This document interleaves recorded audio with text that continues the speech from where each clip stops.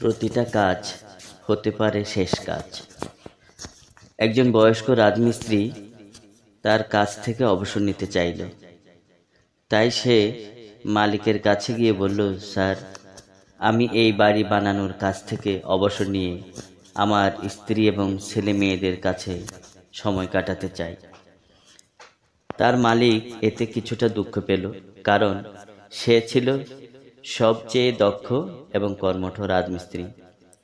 সে বলল, ঠিক আছে, কিন্তু তুমি কি চলে যাওয়ার আগে আর একটি মাত্র বাড়ি বানানোর কাজে আমাকে সাহায্য করবে? বয়স্ক রাজমিস্ত্রি এই প্রস্তাবে সানন্দে রাজি হয়ে গেল। কিন্তু কাজ শুরু করার পর দেখা গেল তার মন সেখানে ছিল না, এবং সে সব সময় তার অবসরের কথা ভেবে অন্যমনস্ক থাকত। সব সময় সে বাড়ির চিন্তা করত। তাই এর আগে যত কাজ সে করেছিল, এই কাজটাই তার করার সবচেয়ে খারাপ কাজ হয়ে গেল।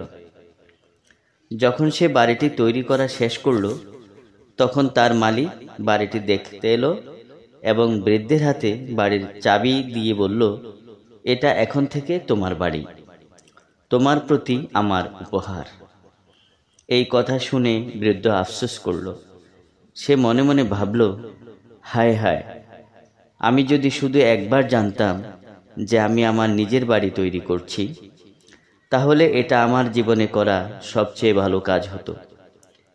এখানে আমাদের জন্য শিক্ষা হলো, আমরা যদি আমাদের প্রতিটা কাজকে শেষ কাজ মনে করে গুরুত্বের সহিত সম্পন্ন করি, তাহলে পুরো জীবনটাই সুন্দর হয়ে ওঠে।